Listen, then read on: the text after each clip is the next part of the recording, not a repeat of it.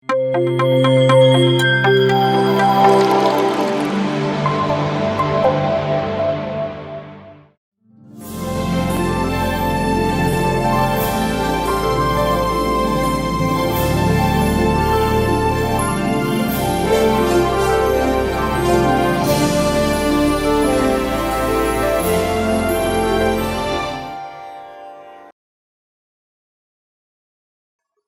Masters, ಎಲ್ರಿಗೂ ನಮಸ್ಕಾರ.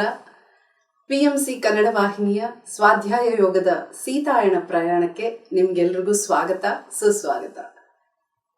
ಇದುವರೆಗೂ ನಡೆದಂಥ ಎಲ್ಲ ಘಟನೆಗಳ ನಂತರ ಈ ಮುಂದಿನ ಹೊಸ ಅಧ್ಯಾಯಕ್ಕೆ ನಿಮಗೆಲ್ಲರಿಗೂ ಸ್ವಾಗತ. ಮೊದಲನೇದಾಗಿ ನಮ್ಮ ಬಹಳ ಪ್ರೀತಿಯ ಗುರುಗಳಾದ ಬ್ರಹ್ಮರ್ಷಿ ಪಿತಾಮಹ ಶ್ರೀಯುತ ಪತ್ರಿಜಿಯವರಿಗೂ ಹಾಗೂ ಪತ್ರಿ ಅಮ್ಮನವ್ರಿಗೂ ನನ್ನ ತುಂಬ ಹೃದಯದ ನಮಸ್ಕಾರಗಳು ಹಾಗೂ ಧನ್ಯವಾದಗಳು. ಮಹಾವತಾರ್ ಬಾಬಾಜಿ ಇವರ ಆಗಮನ ನನ್ನ ಜೀವನದಲ್ಲಿ ಎಷ್ಟೋ ಬದಲಾವಣೆಗಳು, ಅಂದರೆ ಸಕಾರಾತ್ಮಕ ಬದಲಾವಣೆಗಳು ತಂದಿವೆ. ಅವರಿಗೂ ನನ್ನ ಹೃತ್ಪೂರ್ವಕ ನಮಸ್ಕಾರಗಳು. ಹಾಗೂ ಎಷ್ಟೋ ಗುರುಗಳು, ಪರೋಕ್ಷ ಹಾಗೂ ಪ್ರತ್ಯಕ್ಷ ಗುರುಗಳು, ಎಲ್ಲರಿಗೂ ನನ್ನ ನಮನಗಳು ಮತ್ತು ನಿಮಗೆಲ್ಲರಿಗೂ ಮತ್ತೊಮ್ಮೆ ನನ್ನ ನಮಸ್ಕಾರಗಳು. ಇವತ್ತಿನ ಸಂಚಿಕೆ, ನನ್ನ ಮುಂಚಿನ ಸಂಚಿಕೆಯಲ್ಲಿ ಏನು ನೋಡಿದ್ವಿ ಹೇಳಿ, ಅಯೋಧ್ಯೆಗೆ ಬಂದಿದ್ರು ರಾಮ ಸೀತೆ, ಅವರ ಒಂದು ಬದುಕು ಅಯೋಧ್ಯೆ ರಾಜಾರಾಣಿಯಾಗಿ. ಇವತ್ತಿನ ಸಂಚಿಕೆಯಲ್ಲಿ ಖುಷಿಯೂ ಇದೆ, ಸ್ವಲ್ಪ ದುಃಖನೂ ಇದೆ, ಎಷ್ಟೋ ಭಾವನೆಗಳು ಸೇರ್ಕೊಂಡಿದೆ. ಎಂಥ ಸಂಚಿಕೆ ಇದು ಅಂತ ನೀವು ಯೋಚನೆ ಮಾಡ್ತಾ ಇದ್ರೆ, ಮತ್ತೆ ಮಾತೆ ಕಾಡಿಗೆ ಹೋಗುವಂತ ಒಂದು ಸಂದರ್ಭ. ಈ ಸಂಚಿಕೆಯಲ್ಲಿ ಏನೆಲ್ಲ ಅವಳು ಇಷ್ಟು ವರ್ಷ ಏನೆಲ್ಲ ಕಳೆದ್ಲಲ್ಲ, ಅದೆಲ್ಲವೂ ಯಾವ ರೀತಿ ಅವಳನ್ನ ತಯಾರಿ ಮಾಡಿದೆ, ಯಾವ ರೀತಿ ಯಾಕಾಗಿ ಇವೆಲ್ಲ ಆಗ್ತಿದೆ ಅನ್ನೋ ಒಂದು ತುಣುಕು ಅಥವಾ ಒಂದು ವಿಷಯವನ್ನ ಈ ಸಂಚಿಕೆಯಲ್ಲಿ ನಾವು ತಿಳ್ಕೊತೀವಿ. ಈ ಒಂದು ಅಧ್ಯಾಯದಲ್ಲಿ ಕಾಡಿಗೆ ಮತ್ತೆ ಮರಳಿ ಸೀತೆ ಹೋಗ್ತಾಳೆ. ಏನಪ್ಪ ಪಾಪ ರೀ, ಇಷ್ಟು ವರ್ಷ ವನವಾಸದಲ್ಲಿ ಕಾಡಲ್ಲೆಲ್ಲ ಇದ್ದು ಮತ್ತೆ ಆಕೆ ಕಾಡಿಗೆ ಹೋದ್ಲಲ್ಲ ಅಂತ ಇಷ್ಟು ವರ್ಷ ನಾವೆಲ್ಲರೂ ಬಹಳ ದುಃಖ ಪಟ್ಟಿದ್ದೀವಿ. ಸೀತಾಮಾತೆಗೆ ಎಂಥ ಅನ್ಯಾಯ ಆಗೋಯ್ತಪ್ಪ ಅಂತೆಲ್ಲ ಯೋಚನೆ ಮಾಡಿದ್ದೀವಿ. ಆದರೆ ಈ ಸೀತಾಯಣ ಪ್ರಯಾಣದಲ್ಲಿ ನಾನು ಕಲ್ತದ್ದೇನು ಅಂದರೆ, ಪ್ರಕೃತಿ ಮಧ್ಯೆ ಇದ್ದಾಗಲೇ ಸೀತೆಗೆ ಅತ್ಯಾನಂದ, ಬಹಳ ಖುಷಿ. ಕಾಡು ಮೇಡು, ಪ್ರಾಣಿಗಳು, ಪಕ್ಷಿಗಳು, ಇವೆಲ್ಲದರ ನಡುವೆ ಜೀವನ ಸಾಗಿಸೋದು ಅಂದರೆ ನಮ್ಮ ಸೀತೆ, ನಮ್ಮ ಈ ಸೀತಾಯಣದ ಕೇಂದ್ರ ಬಿಂದುವಾಗಿರುವಂಥ ನಮ್ಮ ಸೀತೆಗೆ ಬಹಳ ಬಹಳ ಖುಷಿ. ಆದರೆ ಈಗ ಅಯೋಧ್ಯೆಗೆಲ್ಲ ಬಂದ್ಮೇಲೆ ಮತ್ತೆ ಅಂತದಪ್ಪ ಕಾಡು, ಈಗ ತಾನೇ ಆಯ್ತಲ್ಲ 14 ವರ್ಷ ವನವಾಸ ಅಂತ ಅನ್ಕೊಳ್ಳೋಷ್ಟ್ರೊಳಗೆ ಇಂಥ ಒಂದು ಸಂದರ್ಭ ಬಂದು ಆಕೆ ಕಾಡಿಗೆ ಹೋಗ್ಬೇಕಾಯ್ತು. ಸರಿ, ಈಗ ರಾಜಾರಾಣಿಯಾಗಿ ಜೀವನ ನಡೆಸ್ತಾ ಇದ್ರು. ನೆನಪಿದ್ಯಾ ಆಕೆ ಮತ್ತೆ ನಗರದಲ್ಲಿ ಓಡಾಡಿದ್ದು, ಅದು ಒಂದು ಘಟನೆ ನಡೀತು. ಅದೆಲ್ಲ ಆದ ನಂತರ ಅಭಿತಾಳ ಭೇಟಿ, ಇವೆಲ್ಲವೂ ಆದ ನಂತರ ಆಸ್ಥಾನದಲ್ಲೇ ಇದ್ಲು ನಮ್ಮ ಸೀತೆ. ಹೆಚ್ಚಿಗೆ ಏನು ಬೇಡಪ್ಪ, ಹೆಚ್ಚು ಕಸಿವಿಸಿ ಮಾಡ್ಕೊಳ್ಳೋದು ಬೇಡ, ರಾಜನಿಗೆ ತೊಂದರೆ ಮಾಡೋದು ಬೇಡ ಅಂತ ಹೇಳಿ ಆಕೆ ಇದ್ಲು. ಆದರೆ ಮನಸ್ಸಿನಲ್ಲಿ ಪ್ರಕೃತಿ ಮಧ್ಯೆ ಇಲ್ಲ. ಆಸ್ಥಾನ ಅಂದರೆ ಒಂದು ಏನಂತಾರೆ, ಒಂದು 4 ಗೋಡೆಯ ಮತ್ತು ಎಲ್ಲ ರಕ್ಷಕರು, ಅಂಗರಕ್ಷಕರು, ಸೇವಕರು ಎಲ್ಲರ ಮಧ್ಯೆ ಒಂದು ಕಟ್ಟುನಿಟ್ಟಾದಂಥ ಒಂದು ಜೀವನ ಇರಲಿ. ಅದು ಒಂದು ಅನುಭವ. ಬದುಕ್ತಾ ಇದ್ದಾಳೆ. ಅಷ್ಟರಲ್ಲೇ ಗೊತ್ತಾಯಿತು ಆಕೆ ಬಹಳ ಅದ್ಭುತವಾದಂಥ ಸುದ್ದಿ, ಯಾವುದೇ ಹೆಣ್ಣಿನ ಜೀವನದಲ್ಲಿ ಒಂದು ಅತ್ಯಾನಂದಕರವಾದಂತಹ ಸುದ್ದಿ, ಗರ್ಭಿಣಿ ಆಗೋದು. ಆಕೆ ಗರ್ಭಿಣಿ. ಈಗ ಸೀತಾಮಾತೆ ಗರ್ಭಿಣಿ ಅಂದ್ರೆ ಅಯೋಧ್ಯ ರಾಜ್ಯದ ಮಹಾರಾಜ್ಞಿ ಗರ್ಭಿಣಿ ಅಲ್ವಾ? ಸಾಮಾನ್ಯ ಯಾರೋ ನನ್ನಂಥ ನಿಮ್ಮಂಥ ಹೆಣ್ಣು ಮಕ್ಳು ಗರ್ಭಿಣಿ ಅಂದ್ರೆ ನಮ್ಮ ಮನೇಲಿ ಮಾತ್ರ ನಾವು ಆಚರಿಸ್ಕೋತೀವಿ, ಖುಷಿ ಪಡ್ತೀವಿ. ಆದರೆ ಅಯೋಧ್ಯ ನಗರದ ರಾಜ್ಯದ ಗರ್ಭಿಣಿ, ರಾಜ್ಯದ ಮಹಾರಾಜ್ಞಿ ಗರ್ಭಿಣಿ ಅಂದ್ರೆ ಎಲ್ಲರೂ ಈ ಒಂದು ಸುದ್ದಿಗೆ ಕಾಯ್ತಿರ್ತಾರೆ. ಯಾಕೆಂದ್ರೆ ಒಂದು ಸಾಮ್ರಾಜ್ಯ ಅಂದ್ರೆ ಅದಕ್ಕೆ ಉತ್ತರಾಧಿಕಾರಿ ಬೇಕಲ್ಲ.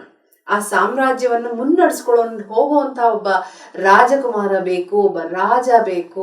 ಮುಂದೆ ಭವಿಷ್ಯದ ಒಂದು ಭವಿಷ್ಯತ್ತು ಅವನು ಅಲ್ವಾ, ಸಾಮ್ರಾಜ್ಯದ ಭವಿಷ್ಯ ಅವನು. ಹೇಗೆ ನಿಮ್ಮ ಮನೆಗಳಲ್ಲಿ ಸಂಸಾರಗಳಲ್ಲಿ ಒಂದು ಮಗು ಅಂದ್ರೆ ನಮ್ಮ ಒಂದು ಪೀಳಿಗೆನ ಮುಂದೆ ನಡೆಸ್ಕೊಂಡು ಹೋಗುವಂತ ಒಂದು ಹೊಸ ಚೇತನ ಅಂತ ನಾವು ಅಂದ್ಕೊಂಡ್ರೆ, ಅವರಿಗೆ ಸಾಮ್ರಾಜ್ಯ ಅಲ್ವಾ, ಅಯೋಧ್ಯ ನಗರದ ಒಂದು ಸಾಮ್ರಾಜ್ಯದ ಕೂಸು ಅದು. ಅಂದ್ರೆ ಅಂಥ ಒಂದು ದೊಡ್ಡ ಸಾಮ್ರಾಜ್ಯವನ್ನು ನಡೆಸ್ಕೊಂಡು ಹೋಗುವಂತ ಒಂದು ಅಧಿಪತಿ ಅಲ್ವೇ. ಸೊ ಹಾಗಾಗಿ ಸರ್ವೇ ಸಾಮಾನ್ಯ ಎಲ್ರಿಗೂ ಬಹಳ ಖುಷಿ, ಇಡೀ ಸಾಮ್ರಾಜ್ಯ ಆನಂದದಲ್ಲಿ ತೇಲ್ತಾ ಇದೆ, ನಮ್ಮ ಮುಂದಿನ ಪೀಳಿಗೆ ಆರಂಭವಾಗಿದೆ ಅನ್ನೋದು ಬಹಳ ಸಂತಸದಿಂದ ಇದ್ದಾರೆ. ರಾಣಿಯರು ಎಷ್ಟು ವರ್ಷಗಳ ನಂತರ ಒಂದು ಹೊಸ ಸುದ್ದಿ ಅಲ್ವಾ, ಎಷ್ಟೆಲ್ಲ ಪಾಪ ಕಷ್ಟ ಅನುಭವಿಸ್ಬಿಟ್ಟಿದ್ದಾರೆ ರೀ, ಏನೆಲ್ಲ ಅನುಭವಿಸ್ಬಿಟ್ಟಿದ್ದಾರೆ ನೋಡಿ. ರಾಯಲ್ ಫ್ಯಾಮಿಲಿ ಅಂತೀವಿ, ರಾಜವಂಶದವರು ಅಂತೀವಿ, ಏನೆಲ್ಲ ಅನುಭವಿಸ್ಬಿಟ್ಟಿದ್ದಾರೆ ಅಲ್ವಾ. ಈಗ ಅವ್ರಿಗೂ ಸಂಭ್ರಮಿಸುವಂತ ಒಂದು ಸಂದರ್ಭ, ಒಂದು ಖುಷಿ, ಒಂದು ಪರಿಸ್ಥಿತಿ ಮನೆಯಲ್ಲಿ, ಆಸ್ಥಾನದಲ್ಲಿ. ಸರಿ, ಸೀತೆಗೂ ಬಹಳ ಖುಷಿ. ಯಾವುದೇ ಹೆಣ್ಣಿಗೆ ತಾಯಿ ಹಾಕೋದು ಅಂದ್ರೆ ಬಹಳ ಸಂತಸದ ಸುದ್ದಿ ಅಲ್ವಾ. ಅವಳು ಆ ಒಂದು ದಿನಗಳನ್ನ ಅನುಭವಿಸ್ತಾ ಇದ್ದಾಳೆ. ಅಂದ್ರೆ ಎಷ್ಟೇ ಒಂದು ಏನಂತಾರೆ, ಈ ಗರ್ಭಾವಸ್ಥೆಯ ಒಂದು ಏನು ಸುಸ್ತು, ವಾಂತಿ ಇದೆಲ್ಲ ನಡೀತಿರುತ್ತಲ್ಲ, ಮೊದಲ 1-2 ತಿಂಗಳುಗಳಲ್ಲಿ ಈ ಎಲ್ಲವೂ ಆರೋಗ್ಯದ ಏರುಪೇರು ನಡೀತಿರುತ್ತೆ. ಅವೆಲ್ಲದರ ಜೊತೆ ಅವಳು ಬಾಳ್ತಿದ್ದಾಳೆ. ಅಷ್ಟ್ರಲ್ಲಿ ಗೊತ್ತಾಯ್ತು ಅವಳಿಗೆ ಇದು 1 ನಾಡಿ ಮಿಡಿತ ಅಲ್ಲ, 2 ನಾಡಿ ಮಿಡಿತ ಇದೆ ಅಂತ. ಸೋಮಾಗ್ ಹೇಳ್ತಾಳೆ, ನೋಡು ಇದು 1 ಮಿಡಿತ ಅಲ್ಲ, 2 ಹೃದಯ ಮಿಡಿತಾ ಇದೆ. ಅಂದ್ರೆ ಇಲ್ಲಿ 2 ಮಕ್ಕಳು ಇದೆ. ಸೀತೆಗೆ ಆಗ್ಲೇ ಗೊತ್ತಾಗ್ಬಿಟ್ಟಿತ್ತು, ಅವಳು ಏನ್ರಿ ಮಹಾಚೇತನ, ಅವಳು ಗೊತ್ತಾಗದೆ ಇರುತ್ತೆಯೇ. 2 ಅಂದ್ರೆ ಅಣ್ಣ ತಮ್ಮಂದ್ರು. ಅವಳಿಗೆ ಯಾವಾಗ್ಲೂ ಅನಿಸ್ತಿತ್ತಂತೆ, ರಾಮನ ಮತ್ತು ಅವನ ತಮ್ಮಂದ್ರನ್ನ ನೋಡಿ ಈ ತರ ಅಣ್ಣ ತಮ್ಮಂದ್ರು ಇದ್ರೆ ಎಷ್ಟು ಚೆನ್ನಾಗಿರುತ್ತೆ ಅಂತ. ಅವಳ ಇಚ್ಛೆಯಂತೆ ನೋಡಿ, ಪ್ರತಿಯೊಂದು ನಾವಿಲ್ಲಿ ಗಮನಿಸ್ಬೇಕು ಸೀತಾಯಣದಲ್ಲಿ. ಅವಳ ಇಚ್ಛೆಯಂತೆ, ಅವಳ ಪ್ರೇರಣೆಯಂತೆ ಅವಳ ಗರ್ಭದಲ್ಲಿ 2 ಕೂಸು ಬೆಳೀತಾ ಇವೆ, 2 ಮಕ್ಕಳು ಬೆಳೀತಾ ಇದೆ. ಅವಳಿಗೆ ಗೊತ್ತಾಗ್ಬಿಟ್ಟಿದೆ, ಇದು ಗಂಡು ಮಕ್ಕಳೇ, ಇದು ಅಣ್ಣ ತಮ್ಮಂದ್ರೆ ಅಂತ ಗೊತ್ತಾಗ್ಬಿಟ್ಟಿದೆ. ಸೊ ಮಾತ್ರ ಹಂಚ್ಕೋತಾಳೆ, ಎಲ್ಲ ಕಡೆ ಖುಷಿ. ಕಲ್ಪಿಸ್ಕೊಳ್ಳಿ ಮಾಸ್ಟರ್ಸ್, ಹೇಗಿರ್ಬೋದು ಆ ಆಸ್ಥಾನ, ಎಲ್ಲ ಕಡೆ ಒಂದು ಹೊಸ ಚೇತನ ಬರುತ್ತೆ, ಹೊಸ ಒಂದು ಮಗು ಹುಟ್ಟುತ್ತೆ. ಎಂತವ್ರಿಗೂ ಒಂದು ಮಗು ಹುಟ್ಟುತ್ತೆ ಅಂದ್ರೆ ಅಷ್ಟು ಖುಷಿ ಆಗುತ್ತೆ ರೀ ಮನೇಲಿ. ಇನ್ನು ರಾಜವಂಶದಲ್ಲಿ ಮಗು ಬರುತ್ತೆ ಅಂದ್ರೆ ರಾಮನಿಗೂ ಅಷ್ಟೇ ಆನಂದ, ಅವನ ತಮ್ಮಂದ್ರಿಗೂ ಅಷ್ಟೇ ಆನಂದ, ಎಲ್ಲವೂ ನಡೀತಾ ಇದೆ. ಅಷ್ಟರಲ್ಲಿ ನಾನು ಒಂದು ಕನಸಿನ ಬಗ್ಗೆ ಹೇಳಿದ್ದೆ ನಿಮಗೆ ಹಿಂದಿನ ಸಂಚಿಕೆಯಲ್ಲಿ. ಸೀತಾ ಮಾತೆ ಒಂದು ಕನಸು ನೋಡ್ತಾಳೆ. ಏನಪ್ಪ ಅದು ಅಂದ್ರೆ, ಅವಳ ಒಂದು ದೃಶ್ಯ, ಭೃಗು ಮಹರ್ಷಿ ಯಾವತ್ತು ಆಶ್ರಮ, ಭೃಗು ಮಹರ್ಷಿಯ ಒಂದು ಒಂದು ಗುರು ಮತ್ತು ಶಿಷ್ಯರ ಒಂದು ಸ್ಥಾನದಲ್ಲಿ ಅವನ 2 ಹೆಂಡತಿರು, ನಕ್ಕ ಇದೆಯ ಖ್ಯಾತಿ ಋಷಿ ಮತ್ತು ಉಸಾನ ಋಷಿ. ಈ ಉಸಾನ ಅವನ ಒಬ್ಬಳು ಹೆಂಡತಿ, ಭೃಗು ಮಹರ್ಷಿಯ ಹೆಂಡತಿ. ಅವಳ ಆಶ್ರಯದಲ್ಲಿದ್ದಂಥ ಅಸುರರನ್ನ ಕಾಪಾಡಲಿಕ್ಕೆ ಆಕೆ ತ್ಯಾಗ ಮಾಡಿ ಆಕೆ ನಾರಾಯಣನಲ್ಲಿ ಐಕ್ಯವಾಗಿ ಹೋಗಿರ್ತಾಳೆ. ಆಗ ಭೃಗು ಮಹರ್ಷಿ ತನ್ನ ಹೆಂಡತಿಯ ವಿಯೋಗದ ತಾಪದಲ್ಲಿ ಕೊಟ್ಟಂಥ ಒಂದು ಶಾಪ, ಯಾರು ಈ ಒಂದು ನನ್ನ ಹೆಂಡತಿ ಸಾವಿಗೆ ಕಾರಣವೋ ಅವರು ಹೆಂಡತಿಯಿಂದ ವಿಯೋಗವನ್ನು ಅನುಭವಿಸ್ಲಿ ಅನ್ನೋ ಒಂದು ಶಾಪ ಕೊಟ್ಟಿರ್ತಾನೆ. ನೆನಪಿದೆಯಾ ಮಾಸ್ಟರ್ಸ್? ಹಿಂದೆ ಒಂದು ಸಂಚಿಕೆಯಲ್ಲಿ ನಾವು ಇದ್ರ ಬಗ್ಗೆ ಮಾತಾಡಿದ್ವಿ. ಲಂಕೆಯಲ್ಲಿ ಸೀತೆ ಇದ್ದಾಗ ದೇವಹೂತಿ ಋಷಿಯವರು ಸೀತೆನ ಕರ್ಕೊಂಡು ಹೋಗಿ ಆಕೆ ಧ್ಯಾನದಲ್ಲಿ ಈ ಒಂದು ದೃಶ್ಯ ತೋರಿಸಿದ್ರು. ಸೀತೆಯ ಹಿಂದಿನ ಜನ್ಮ ಅಂದ್ರೆ ಎಷ್ಟೋ ಜನ್ಮಗಳ ಹಿಂದೆ, ವರ್ಷಗಳ ಹಿಂದೆ ಭಾರ್ಗವಿಯಾಗಿ ಸೀತೆ ಭೃಗು ಮಹರ್ಷಿಯ ಮಗಳಾಗಿ ಹುಟ್ಟಿರ್ತಾಳೆ. ಆಗ ನಡೆದಿರ್ತಕ್ಕಂಥ ಒಂದು ದೃಶ್ಯವನ್ನ ಸೀತೆ ಈಗ ಕಾಣ್ತಾಳೆ. ಅಂದ್ರೆ ಆ ವಿಯೋಗ ಅದು ಇವಾಗ ಸತ್ಯ ಮಾಡಬೇಕು. ನಾರಾಯಣ ಮತ್ತು ನಾರಾಯಣಿ ಅಥವಾ ರಾಮ ಮತ್ತು ಸೀತೆ ಈ ಜನ್ಮದಲ್ಲಿ ಏನು ಅವರು ರಾಮ ಸೀತೆಯಾಗಿ ಹುಟ್ಟಿ ಬಂದಿದ್ದಾರೆ, ಈ ಒಂದು ಜನ್ಮದಲ್ಲಿ ಆಗ ಇಟ್ಟಂತಹ ಒಂದು ಶಾಪವನ್ನ ಅವರು ನಿಜವಾಗಿ ಮಾರ್ಪಡಿಸ್ಬೇಕು. ಇದು ಹೇಗೆ ಸಾಧ್ಯ? ಈಗ ಸೀತೆ ಗರ್ಭಿಣಿ, ಇದೆಂತ ಸಮಸ್ಯೆ ಬಂತಪ್ಪ ಅಂತ ನಾನು ಅನ್ಕೋತಾ ಇದ್ದೆ. ಇದೆಲ್ಲ ಓದ್ತಾ ಇರ್ಬೇಕಾದ್ರೆ ಆ ಸೀತೆಗೇನ್ ಸಮಸ್ಯೆ ಅಲ್ಲ ಬಿಡಿ, ಆದ್ರೆ ಅವಳು ಒಂದು ಮನುಷ್ಯ ಜನ್ಮದಲ್ಲಿ ಹುಟ್ಟಿರೋದ್ರಿಂದ ಮನುಷ್ಯರಿಗೆ ಇರೋ ಅಂತ ಎಲ್ಲ ಸಾಮಾನ್ಯ ಖುಷಿ, ದುಃಖ, ನೋವು, ವ್ಯಸನ ಎಲ್ಲವೂ ಅವಳಿಗೂ ಆಗ್ತಿತ್ತು. ಇದೇನಿದು ಹೀಗೆ ಬಂತಲ್ಲ ಅಂತ ಅನ್ಕೋತಾಳೆ. ಬೆಳಗ್ಗೆ ಎದ್ದು ಸೋಮಾಗ್ ಹೇಳ್ತಾಳೆ, ನೋಡು ರಥ ಸಿದ್ಧ ಮಾಡು, ಹೋಗ್ಬೇಕು ನಾವು. ಇದೇನಪ್ಪ ಇದು ಬೆಳಗಾಗೆದ್ದು ರಥ ಸಿದ್ಧ ಮಾಡೋದು, ಎಲ್ಲಿಗೆ ಹೋಗ್ಬೇಕು ಸೀತೆ ಅಂತ ಸೋಮ ಕೇಳಿದ್ರೆ ಹೇಳ್ತಾಳೆ ಈ ತರ, ಅರುಂಧತಿ ಯಾರು? ಋಷಿ ವಶಿಷ್ಠರ ಧರ್ಮಪತ್ನಿ. ಆಕೆನೂ ಒಂದು ಮಹಾನ್ ಋಷಿ. ಆಕೆ ಅರುಂಧತಿ ಋಷಿ.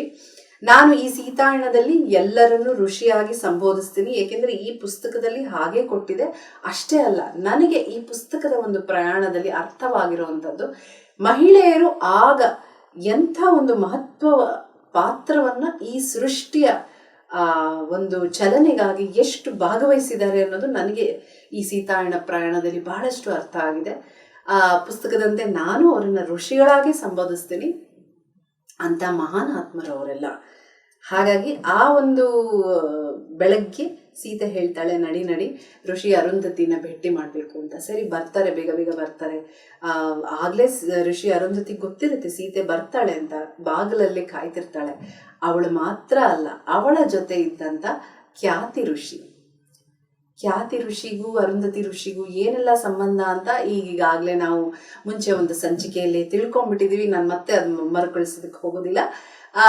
ಈ ಖ್ಯಾತಿ ಋಷಿನೂ ಕಾಯ್ತಿರ್ತಾಳೆ. ಸೋಮ ಈಕೆ ಯಾರು ಅಂತ ಅನ್ಕೋತಿರ್ತಾಳೆ. ಅಷ್ಟರಲ್ಲಿ ಮಾತೆ ದರ ಅಂತ ರಥವನ್ನು ಇಳಿದು ಬಂದು ಕಣ್ಣಲ್ಲಿ ನೀರು, ದುಃಖ ಎಲ್ಲವೂ ನಾರ್ಮಡಿಯಾಗಿ ಚಿಮ್ಮಿ ಆಕೆಗೆ ಬಂದು ತಪ್ಕೋತಾಳೆ.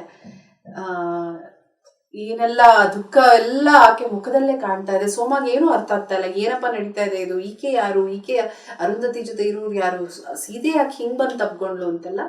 ಇಷ್ಟರಲ್ಲೇ ಅವರಿಬ್ಬರ ಮಾತುಕತೆಯಲ್ಲಿ ಗೊತ್ತಾಗುತ್ತೆ. ಆಕೆ ಹೇಳ್ತಾಳೆ, ಸಮಯ ಬಂದಿದೆ ಇವಾಗ ಅಂತ ಖ್ಯಾತಿ ಋಷಿ. ಸೀತೆಗೆ ಹೇಳ್ತಾಳೆ, ಈಗ ತಾನೇ ಬಂದಿದ್ದೀನಲ್ಲಮ್ಮ, ನೆನ್ಪಿಟ್ಕೊಳ್ಳಿ ಮಾಸ್ತರ್ಸ್, ಈ ಖ್ಯಾತಿ ಋಷಿ ಭಾರ್ಗವಿಯ ತಾಯಿ, ಹಿಂದಿನ ಜನ್ಮದ ತಾಯಿ. ಆಕೆ ಈಗ ಬಂದಿದ್ದಾಳೆ ಸೀತೆನ ಮಾತಾಡ್ಸೋದಕ್ಕೆ. ಈ ಎಲ್ಲ ಒಂದು ಘಟನೆ ಬಗ್ಗೆ ಆಕೆಗೆ ಕ್ಲಾರಿಟಿ ಕೊಡೋದಕ್ಕೆ ಸೀತೆ ಕೇಳ್ತಾಳೆ, ಈಗ ತಾನೇ ಸೆಪ್ರೇಟ್ ಅಂದ್ರೆ ನಾವು ಬೇರ್ಪಟ್ಟು ಲಂಕೆಯಲ್ಲಿದ್ದು ಮತ್ತೆ ಬಂದಿದ್ದೀವಿ, ಮತ್ತೆ ನಾನು ಅವರಿಂದ ಬೇರೆ ಆಗ್ಬೇಕಾ? ಆ ಮಾತುಗಳು ಓದ್ತಾ ಇದ್ರೆ ಆ ರಾಮ ಸೀತೆಯ ನಡುವೆ ಇರುವಂತ ಸಂಬಂಧ, ಅವರ ಪ್ರೇಮ, ಆ ಪ್ರೇಮದಲ್ಲಿ ಲೋಕ ಕಲ್ಯಾಣಕ್ಕೋಸ್ಕರ ಅವ್ರು ಮಾಡಿರುವಂತಹ ತ್ಯಾಗ, ಆ ವಿಯೋಗ, ಪದೇ ಪದೇ ಅವರ ನಡುವೆ ಇರುವಂತಹ ವಿಯೋಗ ಎಲ್ಲವೂ ವ್ಯಕ್ತವಾಗುತ್ತೆ ನಮ್ಗೆ. ಆದ್ರೆ ಈ ನಂತರ ನಾವು ಕಲಿಯುವಂಥದ್ದು ಇದೆ, ಹೇಳ್ತೀನಿ, ಸದ್ಯದಲ್ಲೇ ಹೇಳ್ತೀನಿ. ಮತ್ತೆ ನಾನು ಬೇರೆ ಆಗ್ಬೇಕಾ ಅವರಿಂದ ಅಂತೆಲ್ಲ ಹೇಳ್ತಿರ್ತಾಳೆ. ಆಗ ಖ್ಯಾತಿ ಹೇಳ್ತಾಳೆ, ನೋಡು, ಇದು ಬೇರೆ ಆಗುವಂಥದ್ದಲ್ಲ, ಇದು ಲೋಕ ಕಲ್ಯಾಣಕ್ಕಾಗುವಂಥದ್ದು, ನೆನಪಿಸ್ಕೋ ಆಗ ಏನ್ ನಡೀತು, ಭೃಗು ಮಹರ್ಷಿ ಕೊಟ್ಟಂತಹ ಶಾಪ, ಇವೆಲ್ಲವೂ ಮತ್ತೆ ಮಾತುಕತೆ ಆಗುತ್ತೆ. ಅರುಂಧತಿ ಮಾತೇನೋ ಹೇಳ್ತಾಳೆ, ನೋಡು ಸೀತೆ, ಇದೆಲ್ಲವೂ ಲೋಕ ಕಲ್ಯಾಣಕ್ಕಾಗಿ ಅಂತ ಹೇಳ್ತಾ ಇವೆಲ್ಲವನ್ನು ಮಾತಾಡ್ತಿರ್ತಾರೆ.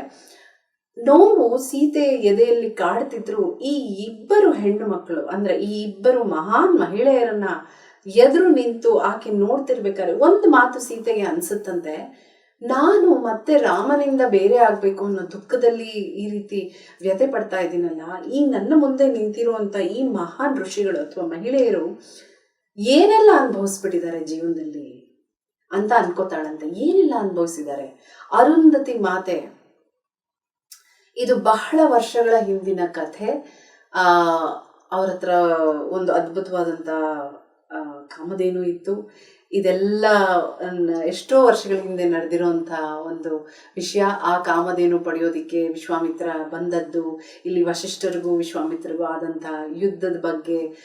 ಹಾಗಾಗಿ ಎಷ್ಟೋ ಒಂದು ಆ ವಿಶ್ವಾಮಿತ್ರರಿಂದ ಲೋಕ ಕಲ್ಯಾಣ ಆಗುತ್ತೆ ಅನ್ನೋ ಒಂದು ವಿಷಯ ತಿಳಿದಾಗ ವಸಿಷ್ಠರು ಅರುಂಧತಿಯವರು ಮಾಡಿರುವಂತಹ ತ್ಯಾಗ, ಎಷ್ಟೋ ಮಕ್ಕಳನ್ನ ಅವರು ಆ ಒಂದು ಯುದ್ಧದಲ್ಲಿ, ಆ ಒಂದು ಪಯಣದಲ್ಲಿ, ಇದೆಲ್ಲ ಒಂದು ಸಂಗ್ರಾಮ, ಒಂದು ಹೋರಾಟ, ಬದುಕಿನ ಹೋರಾಟ, ಪ್ರತಿಯೊಬ್ಬರ ಜೀವನ ಹೋರಾಟವೇ ಇದು. ಆದ್ರೆ ಅವಾಗಿನ ಪರಿಸ್ಥಿತಿಯಲ್ಲಿ ಆ ರೀತಿ ಇತ್ತು ಅವರ ಜೀವನ. ಅಷ್ಟು ಆ ಒಂದು ಸಂಗತಿಯನ್ನ ಅಲ್ಲಿಗೆ ನಾನು ಹೋಗೋದಿಲ್ಲ, ಈ ಪುಸ್ತಕದಲ್ಲಿ ಅಷ್ಟು ವಿಸ್ತಾರವಾಗಿ ಹೇಳಿಲ್ಲ. ಆದ್ರೆ ನಮಗ್ ಗೊತ್ತಿದೆ, ಅರುಂಧತಿ ವಸಿಷ್ಠರ ಜೊತೆ ಅವರ ಬಳಿ ಇದ್ದಂತ ಹಸು, ದಿವ್ಯವಾದ ಹಸು, ಅದನ್ನ ಪಡ್ಲಿಕ್ಕೆ ಬಂದಂತಹ ವಿಶ್ವಾಮಿತ್ರ, ಅವ್ರ ನಡುವೆ ನಡೆದಂತ ಎಷ್ಟೋ ಘಟನೆಗಳು ಎಲ್ಲವೂ ನಮಗ್ ತಿಳಿದಿದೆ. ಆ ಒಂದು ಹೋರಾಟದಲ್ಲಿ ಆಕೆ ಲೋಕ ಕಲ್ಯಾಣಕ್ಕೋಸ್ಕರ ವಿಶ್ವಾಮಿತ್ರರಿಂದ ಆಗಬೇಕಾದ ಒಳ್ಳೆ ಕೆಲಸಗಳಿಗಾಗಿ ಆಕೆ ಮಾಡಿದಂತಹ ತ್ಯಾಗಗಳು ಎಷ್ಟೋ ಇವೆ. ಆ ಒಂದು ಕಥೆಯನ್ನು ಓದಿದಾಗ ನಮಗೆ ತಿಳಿಯುತ್ತೆ. ಅದ್ರ ಬಗ್ಗೆ ಎಲ್ಲ ಸೀತೆ ಈಗೆಲ್ಲ ನೆನಪಿಸ್ಕೊತಾಳೆ. ನಾನು ಯಾಕೆ ಹೇಳಿದೆ ಅಂದ್ರೆ, ಸೀತೆ ಇವೆಲ್ಲವನ್ನೂ ನೆನಪಿಸ್ಕೊತಾ ಇದ್ದಾಳೆ. ಓ, ಈ ತರ ಎಲ್ಲ ಮಾಡಿದ್ರಲ್ಲ, ಈತ ಮಹಾನ್, ಈ ಒಂದು ಅದ್ಭುತವಾದಂತ ಚೇತನ, ಅದ್ಭುತವಾದಂತ ಒಂದು ಮಹಾನ್ ಋಷಿ, ಆಕೆ ಎಷ್ಟೊಂದು ತ್ಯಾಗ ಮಾಡ್ಬಿಟ್ಟಿದ್ದಾಳೆ. ಇನ್ನು ಖ್ಯಾತಿ ಋಷಿ, ಅವ್ರ ಬಗ್ಗೆ ಹೇಳ್ಬೇಕಾದ್ರೆ ಆಕೆ ಎಷ್ಟೋ ದೇವಾಸುರರ ಸಂಗ್ರಾಮ, ಇದು ಎಷ್ಟೋ ಯುಗಗಳ ಹಿಂದೆ ನಡೆದಂತ ದೇವರು ಮತ್ತು ಅಸುರರ ನಡುವೆ ಇದ್ದಂತ ಸಂಗ್ರಾಮದಲ್ಲಿ ತನ್ನ ಎಷ್ಟೋ ಗಂಡು ಮಕ್ಕಳನ್ನ ಕಳ್ಕೊಂಡಿದ್ದಾಳೆ ಖ್ಯಾತಿ ಋಷಿ. ಅಷ್ಟೇ ಅಲ್ಲ, ಆಕೆಯ ಎಷ್ಟೋ ಮಕ್ಕಳಿಂದ ಲೋಕ ಕಲ್ಯಾಣಕ್ಕಾಗಿ ಎಷ್ಟೆಷ್ಟೋ ಏನಂತಾರೆ, ಒಂದು ಯಾಗ ಯಜ್ಞಾದಿಗಳೆಲ್ಲ ನಡೆದಿರುತ್ತೆ. ಇವೆಲ್ಲವೂ ಇದು ನಾವು ಏನು ಅರ್ಥ ಮಾಡ್ಕೋಬೇಕು ಅಂದರೆ, ಇಲ್ಲಿ ಒಂದು ರೀತಿ ಈ ಸಿನಿಮಾದಲ್ಲಿ ತೋರಿಸಲ್ವಾ ಒಂದು ಬ್ಯಾಕ್ಗ್ರೌಂಡು ಫ್ಲ್ಯಾಶ್ ಬ್ಯಾಕು ಎಲ್ಲ, ಆ ರೀತಿ ಅರ್ಥ ಮಾಡ್ಕೋಬೇಕು ನಾವು. ಇದು ಓದಬೇಕಾದ್ರೆ ನನಗೆ ಹಾಗೆ ಅನಿಸಿದ್ದು, ಬಹುಶಃ ಇದು ಸೀತೆ ಒಂದು ಫ್ಲ್ಯಾಶ್ ಬ್ಯಾಕ್, ಒಂದು ಹಿಂದಿನ ಜನ್ಮದ ಎಷ್ಟೋ ಒಂದು ಕಥೆಗಳನ್ನ ಘಟನೆಗಳನ್ನ ನೆನಪಿಸ್ಕೋತಾ ಇದ್ದಾಳೆ. ಏನಕ್ಕೆ ಇದು ಇಲ್ಲಿ ಅಂದರೆ, ಈ ಒಂದು ಸಂದರ್ಭದಲ್ಲಿ ಅವರ ನಡುವೆ ಮಾತುಕತೆ ಆಗ್ಬೇಕಾದ್ರೆ ಅವಳು ತುಂಬಾ ದುಃಖ ಆಗುತ್ತೆ. ಅಯ್ಯೋ, ನಾನು ರಾಮನ್ನ ಬಿಟ್ಟು ಮತ್ತೆ ಹೊರಟು ಹೋಗ್ಬೇಕಲ್ಲ, ಈಗ ತಾನೇ ನಾವು ಬೇರೆ ಆಗಿ ಒಂದಾಗಿದ್ದೀವಿ, ಮತ್ತೆ ನಾವು ಯೋಗದ ಒಂದು ನೋವು ಅನುಭವಿಸ್ಬೇಕಲ್ಲ ಅಂತೆಲ್ಲ ಅನ್ಕೋತಿದ್ದಾಗ ಇವೆಲ್ಲವೂ ಆಕೆಗೆ ನೆನಪಾಗುತ್ತೆ. ಈಗ ಆಕೆ ಸ್ಥಿರ ಮನಸ್ಸಿನಿಂದ ಸಿದ್ಧಳಾಗ್ತಾಳೆ. ಇಲ್ಲ ಇಲ್ಲ, ಇವರು ಇಷ್ಟು ತ್ಯಾಗ ಮಾಡಿದ್ದಾರೆ, ನಾನು ಇಷ್ಟು ಮಾತ್ರ ಮಾಡೋಕ್ಕಾಗಲ್ವಾ ಅಂತ. ಇಲ್ಲಿ ವಿಯೋಗ ಅನ್ನೋದು ಇಷ್ಟು ವರ್ಷ ಏನು ವಿಯೋಗ ಇತ್ತು ಅಂದರೆ 14 ವರ್ಷ ವಿಯೋಗ ಇರಲಿಲ್ಲ ಮಾಸ್ಟರ್ಸ್, 13 ವರ್ಷಗಳ ವಿಯೋಗ ಇತ್ತು. ಆ ಒಂದು ವರ್ಷ ಏನು ಸೀತಾಮಾತೆ ಲಂಕೆಯಲ್ಲಿದ್ಲಲ್ಲ ಆ ವಿಯೋಗದ ಬಗ್ಗೆ. ಆದರೆ ಆಕೆ ಆ ಒಂದು ವರ್ಷ ಅನುಭವಿಸಿದಂಥ ಎಷ್ಟೆಷ್ಟೋ ಒಂದು ಚಾಲೆಂಜಸ್ ಅಂತ ನಾವು ಏನು ರಾವಣನ ಒಂದು ಅಧೀನದಲ್ಲಿ, ಹಾಗಾಗಿ ಆ ನೋವು ಅಷ್ಟು ತೀವ್ರವಾಗಿರುತ್ತೆ ಆಕೆಗೆ. ಅದನ್ನ ನಾವು ಒಂದು ಹೆಣ್ಣಾಗಿ ಅರ್ಥ ಮಾಡ್ಕೋಬೇಕು. ಸೀತೆ ಒಂದು ಮಹಾನ್ ಚೇತನ ಮಹಿಳೆ, ಅದೆಲ್ಲವೂ ಸರಿ. ಆದರೆ ಒಂದು ಮಾನವ ಜನ್ಮದಲ್ಲಿ ಒಂದು ಸಾಮಾನ್ಯ ಹೆಣ್ಣಾಗಿ ಗಂಡನಿಂದ 1 ವರ್ಷ, ಅಂಥ ಗಂಡ ಯಾರೋ ಅಲ್ಲ ರೀ, ಅಂಥ ಮಹಾನ್ ಗಂಡ, ಅವನಿಂದ ಇದ್ದದ್ದೆಲ್ಲ ನಾವು ಅರ್ಥ ಮಾಡ್ಕೋಬೇಕು ಇಲ್ಲಿ. ಹಾಗಾಗಿ ಸೀತೆ ಹಾಗೆ ಅನ್ಕೋತಿರ್ತಾಳೆ. ಆದರೆ ಇವಾಗ ಇವರ ಒಂದು ಪರಿಸ್ಥಿತಿ, ಅವರ ಒಂದು ತ್ಯಾಗವನ್ನು ನೋಡಿ ಸೀತಾಮಾತೆ, ಇಲ್ಲ ನಾನು ಸಿದ್ಧವಾಗಿದ್ದೀನಿ, ಇದಕ್ಕೆ ಲೋಕ ಕಲ್ಯಾಣಕ್ಕೋಸ್ಕರ ನಾನು ಸಿದ್ಧವಾಗಿದ್ದೀನಿ, ಹೇಗೆ ರಾಮನಿಗೆ ತಿಳಿಸ್ಲಿ ಅಂತ ಯೋಚನೆ ಮಾಡ್ತಾಳೆ. ಅಷ್ಟರಲ್ಲಿ ಅರುಂಧತಿ ಮಾತೆ ಹೇಳ್ತಾಳೆ, ಇಲ್ಲಮ್ಮ ಯೋಚನೆ ಮಾಡಬೇಡ, ಬೆಳಗಿನ ಜಾವನೇ ವಸಿಷ್ಠರು ಹೋಗಿ ರಾಮನ್ನ ಈ ವಿಷಯ ತಿಳಿಸಿದ್ದಾರೆ, ಇನ್ನೇನು ರಾಮ ಬರ್ತಾನೆ ಅಂತ ಅನ್ಕೊಳ್ಳೋಷ್ಟ್ರೊಳಗೆ ರಾಮ ವಸಿಷ್ಠರು ಬರ್ತಾರೆ. ಅವಳ ಒಂದು ಆ ದ್ವಂದ್ವ ಅಥವಾ ದುಃಖದ ಮುಖ ನೋಡಿ ರಾಮ ಸಂತೈಸ್ತಾನೆ. ಯೋಚನೆ ಮಾಡಬೇಡ, ಈ ವಿಯೋಗ ಅನ್ನೋ ಮಾತೆ ಇಲ್ಲ. ಈಗ ಹೇಳ್ತೀನಿ, ಇಲ್ಲಿ ವಿಯೋಗ ಅನ್ನೋ ಮಾತು ಬರೋದಿಲ್ಲ. ಯಾಕೆಂದ್ರೆ ರಾಮ ಬಹಳ ಸ್ಪಷ್ಟವಾಗಿ ಹೇಳ್ತಾನೆ, ರಾಮ ಎಲ್ಲಿದ್ರೆ ಅಲ್ಲಿ ಸೀತೆ, ಸೀತೆ ಎಲ್ಲಿದ್ರೆ ಅಲ್ಲಿ ರಾಮ.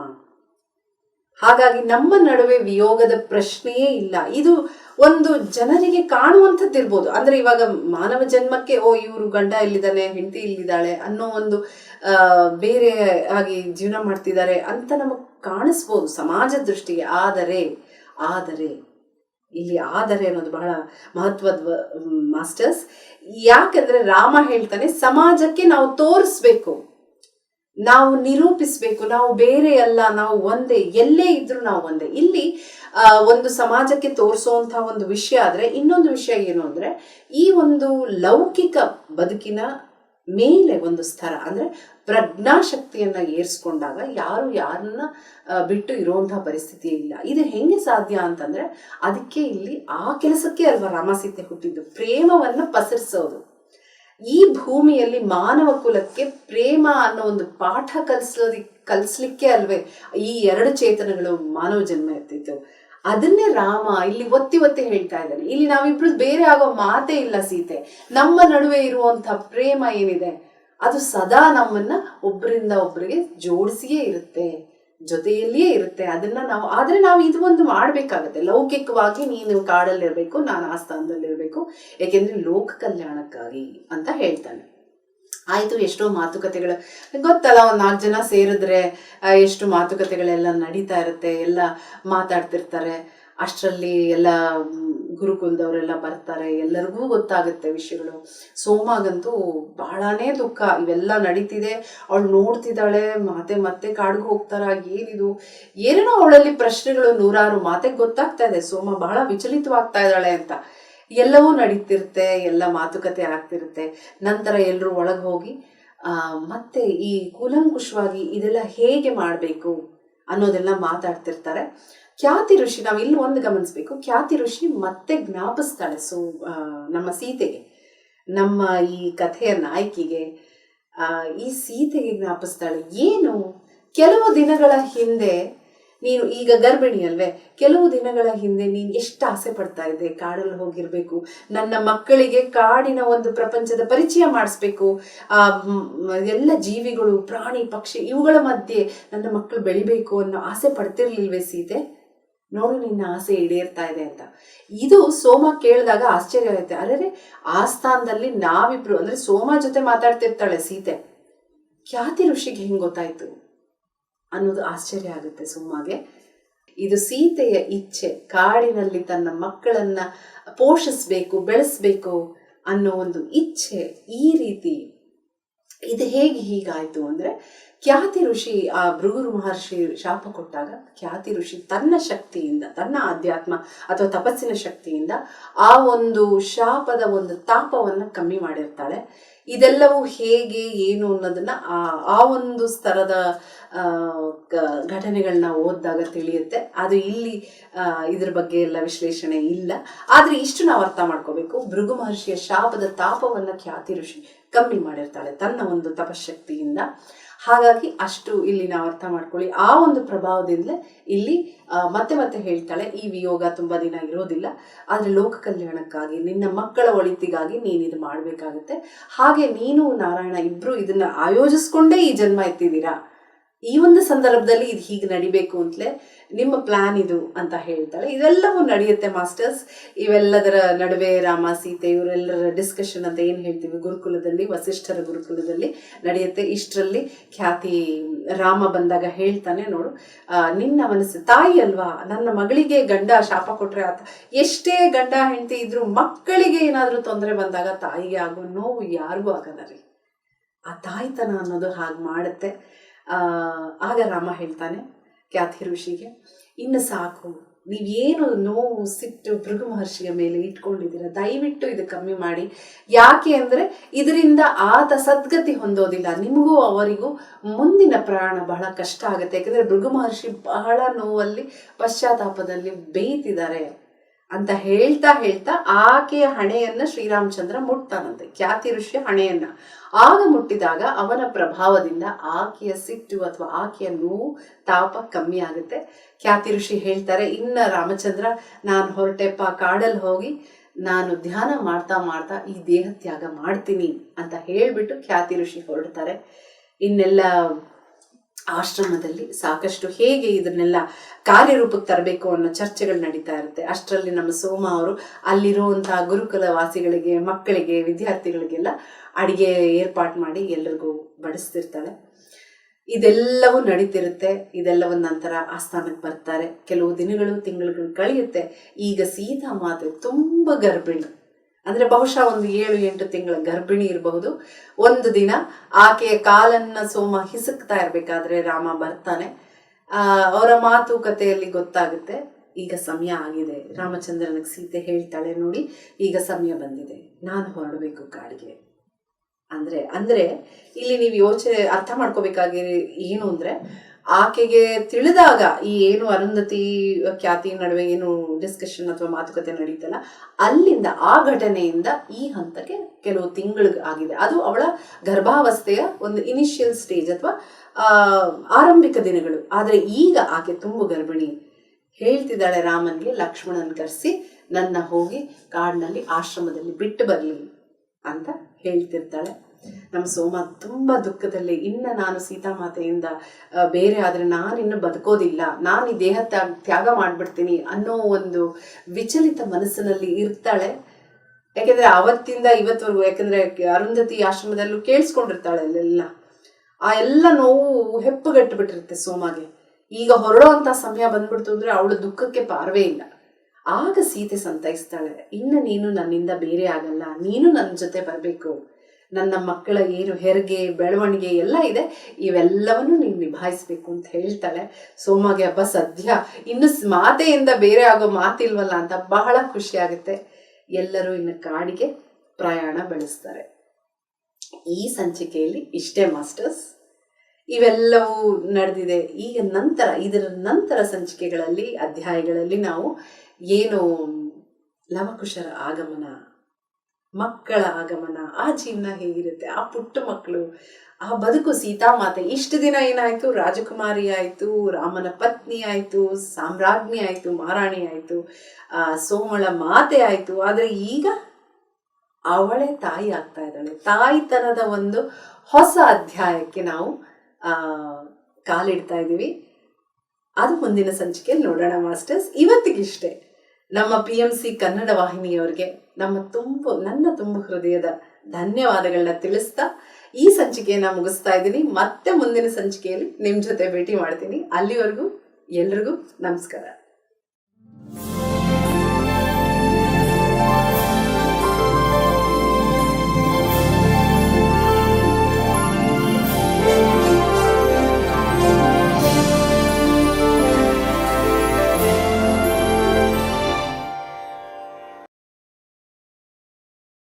PMC ಕನ್ನಡ ಚಾನೆಲ್ ಅನ್ನು ಲೈಕ್ ಮಾಡಿ, ಶೇರ್ ಮಾಡಿ, ಸಬ್ಸ್ಕ್ರೈಬ್ ಮಾಡಿ ಮತ್ತು ಮಾಡಿಸಿ. ಎಲ್ಲರಿಗೂ ಧನ್ಯವಾದಗಳು.